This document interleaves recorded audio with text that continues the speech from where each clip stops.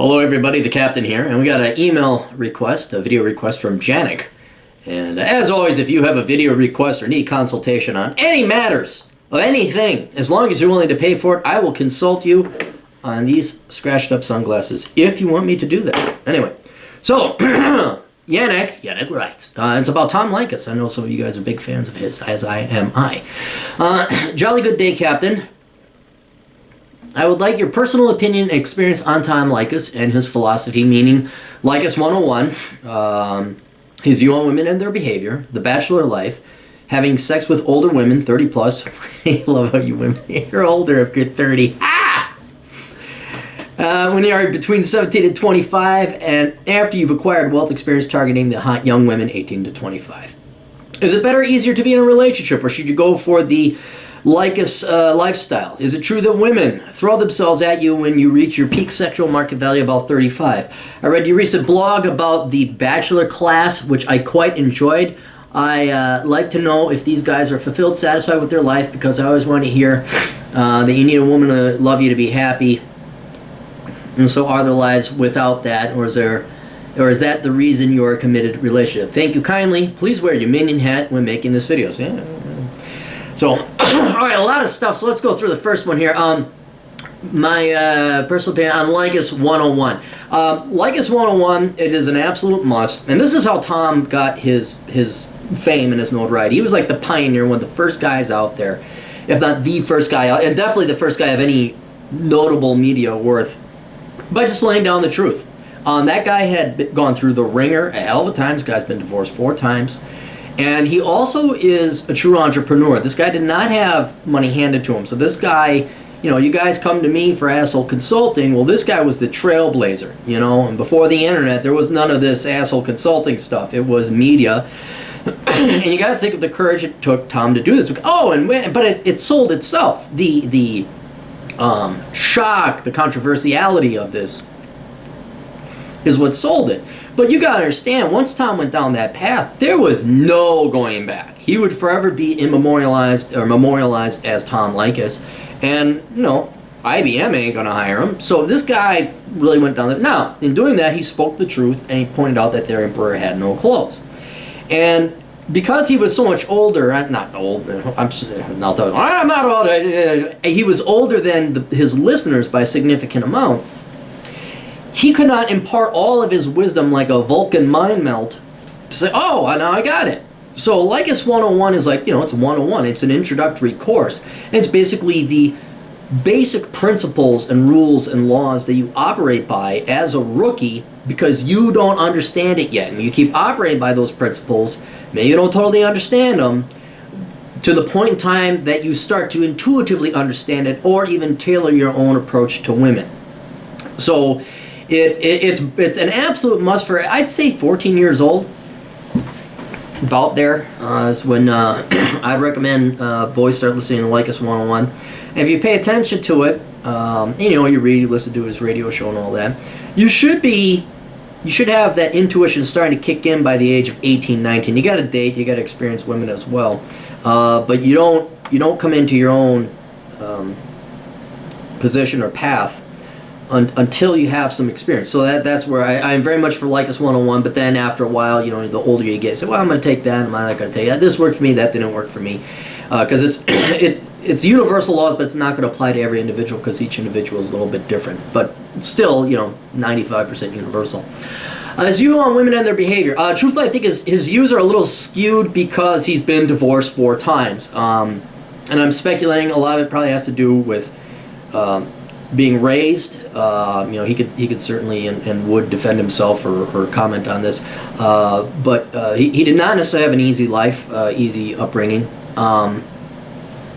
He really had to do it on his own. And I think he was so forced to support himself and do what he needed to do to survive that he did not have the mentoring or the teaching that he would have gotten from a father or an older brother figure to kind of show him the ropes with women. So that sent him down a path of a really hard road down the path with women where he'd have to learn on the job. And so that's why he divorced 4 times. And he has a skewed behavior. Now all that, or a skewed opinion. Now all that being said, he's not far off. and this is an important point I got to make, especially for all you young boys out there. The behavior, this is not misogyny or da-da-da. I've dated over 300 women, okay? I have every fucking right, especially the fucking hell I went through with those 300 women, to voice my opinion about it. Unbiased. Like, this is my opinion, all right? It's not misogynist. I don't hate women. There are definitely some good ones, but the women are shit. They are unacceptable shit in terms of quality and caliber. This is not 1940, 1950, where it's like, I will be... I mean, it is shit. And that's 20 years ago when I was dating. And I see this crap coming down the pike now with this yes means yes and all these false rape accusations and the drama and the bullshit. I mean, histrionic personality disorder, look that up. This shit was happening to us, Gen Xers, when we didn't know what it was. We thought there was something wrong with us. But you look back in hindsight now, and now that we have the internet, you start seeing bits and pieces and, the missing pieces of the puzzle forming together. You're like, holy shit, these women are batshit insane.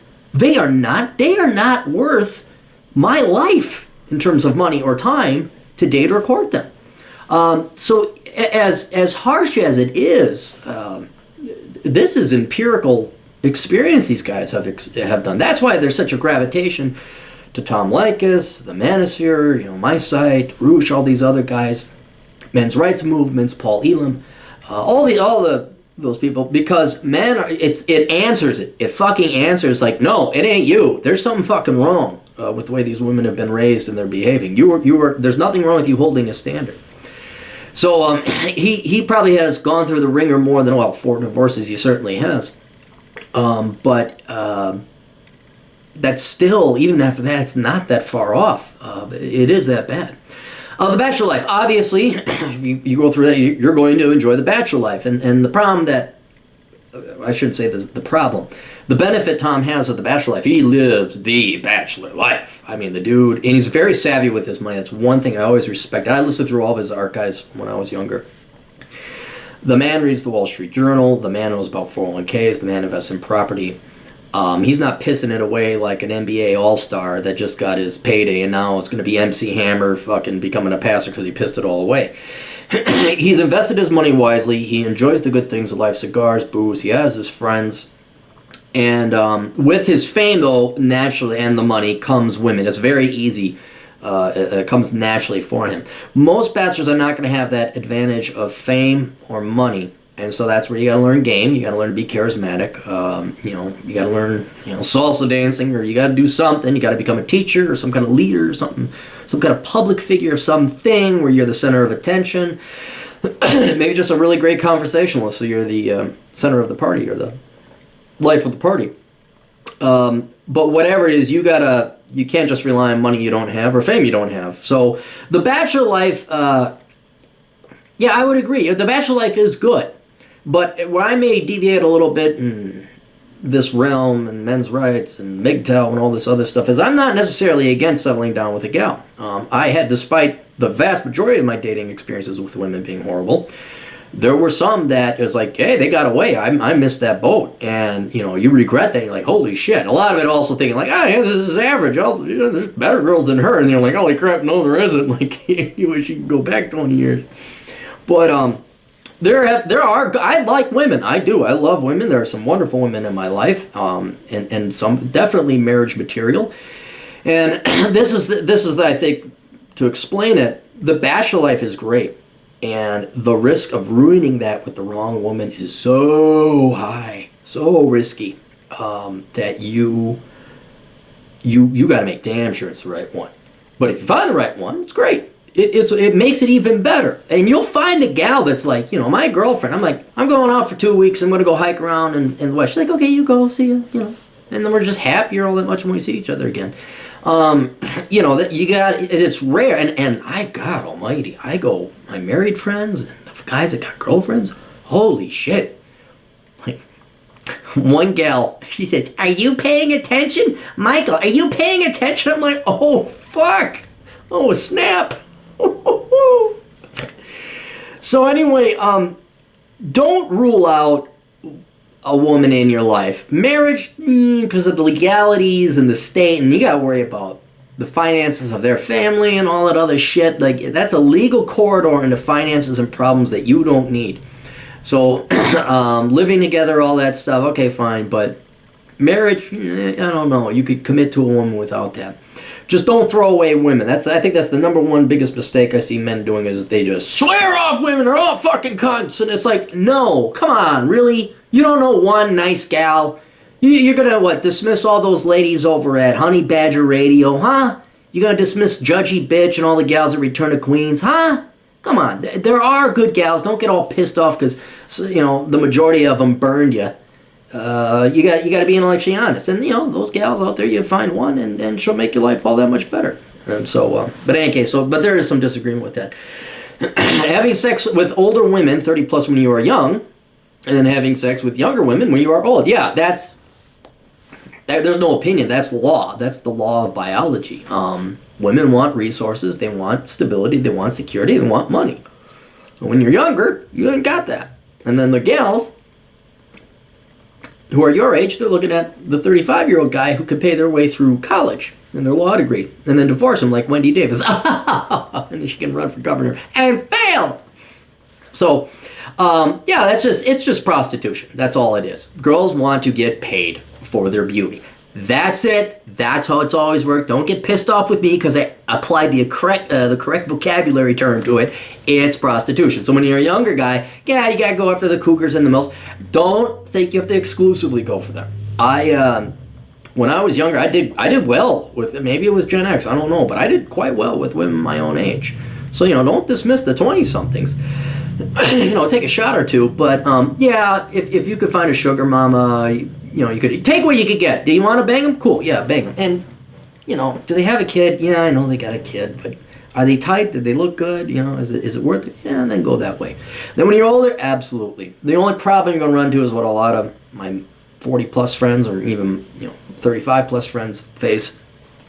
Girls in their 20s are dumber than fucking shit. They're so fucking stupid, especially the prettier they are. Oh, God.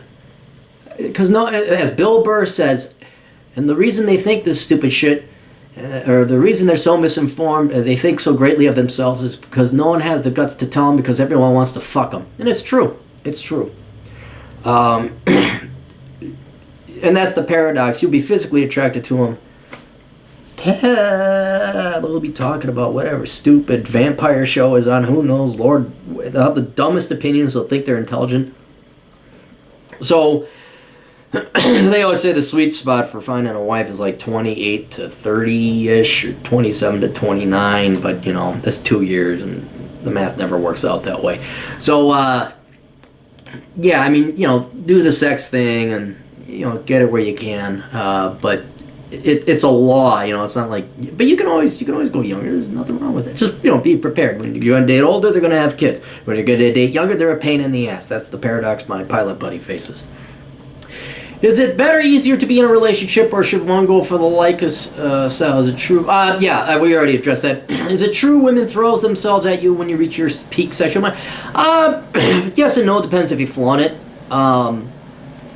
Height is another big thing. You got to be tall for women to throw themselves at you, or you have to display your money and your wealth and be confident and all this other stuff. Like when I was, the epitome.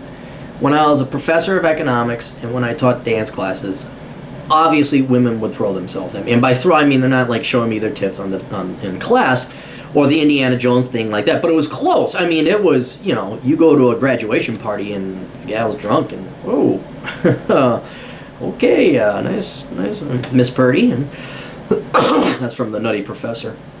And then dance class instructor, because I'd have field trips, we go out. Obviously, boobs would be flowing, and maybe I'd be dancing with the students. It wasn't that hard. But you got to put yourself out there and say, women are cowards. They're not equal to men in this regard, especially not this regard. They're not going to throw themselves at you unless they're completely drunk. And if they're completely drunk, they're always in a group, and there's always the mother hen cock blocking fat tub of lard to stop any kind of fun going on. So you got to kind of place yourself in that position, flaunt it like there's this place, there's a bar called Redstone. I'll tell you, this is fucking funny. It's a bar called Redstone. It's where all the aging baby boomers want to go to find their last bit of non-gray trim down there, even though the Lay's might diet. And I'm sorry if that's crass, but it's true. So these guys, they will put their keys up on the bar, and making sure that the Mercedes symbol or the BMW symbol or the Lexus symbol is turned up so women know that they're rich.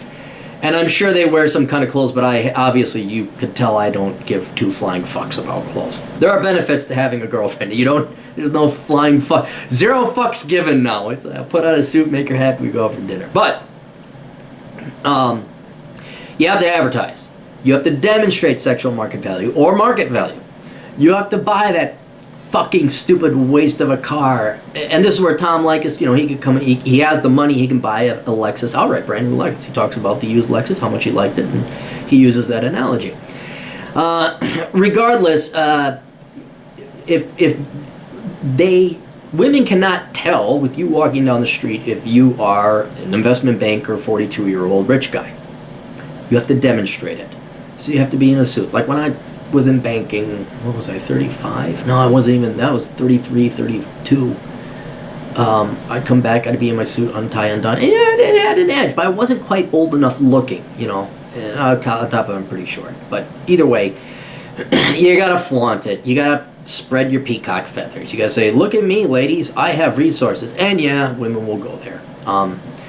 But it's a pain in the ass. It's just a pain in the ass. You'll find women to fuck, but you're not going to find a quality girl doing it that way. I read your recent blog post about the Bachelor class. This is the one where there's going to be about $4 trillion in Bachelor money that's going to have no heir. And so these bachelors, since they have no children, they're going to have to donate it somewhere, which I quite enjoyed. I'd like to know if these guys are fulfilled. I mentioned my 3 buddies that I know. Are they fulfilled, satisfied with their life? Because I always hear that you need a woman to love you, to be happy. So are their lives without that? Or is that the reason you're a committed relationship? Thank you kindly. All right. Yes, they are all happy. But they are also, except one guy looking. One guy is the committed bachelor. He dated. He had enough. I think a gal really screwed him over. He was done. And frankly, that usually when that happens, when you go through some debilitating breakup or something like that, you say, I'm done with this. And you either never date again or you settle down. You find a gal that's going to treat you nice and kind, and you're done with the drama and the bullshit and the temper tantrums and the rich girls and all that. You find a girl that can cook, is nice, is hot, stay hot, give you blowjobs, whatever, wear lingerie, no arguments, just be nice. And you're like, I'm going to go for the nice girl. Otherwise, you quit altogether. I'm done. I'm not going into that world again, and it's tiring going out all the time. I don't know how Roosh does it. I guess he has more of a career aspect to it. Regardless, aside from that guy, yes, both the other guys are looking, and I think every guy kind of does look, and they leave that line out there for the potential, but they're no longer spending anywhere near the amount of time they used to when they were in their 20s.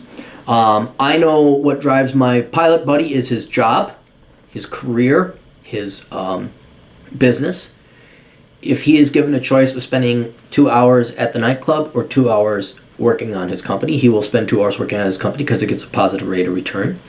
He dates quite a lot, though, too. He's a good-looking, stronger fellow. He's a good-looking guy and very charismatic as well. But he's happy without him. He's perfectly happy going to Vegas and flying around and smoking cigars and enjoying his life. So it's not like, oh, where's the way? He doesn't stay indoors. Another guy, he's happy with his life too. He's very finicky with it, but he goes out. He does sports. I don't want to name it because he'll freak out. He's one of these paranoid people. He does his very interesting, unique, extreme sports that he does.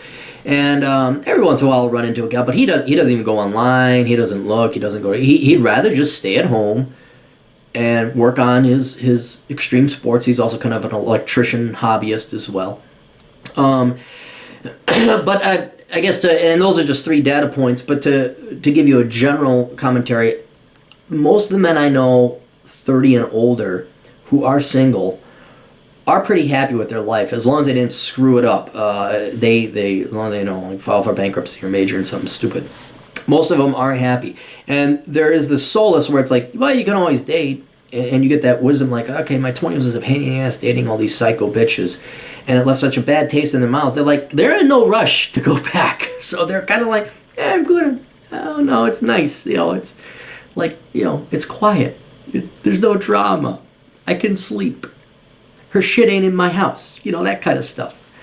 So I believe most men, as long as you have purpose and agency and a goal in life, you're not just sitting there, can't I find a girl? If you go do something, you have friends, you have a life, you have a career, you're doing something, that life is very happy. And you're not going to throw that away. That puts a very high bar for a girl to be entering into that world.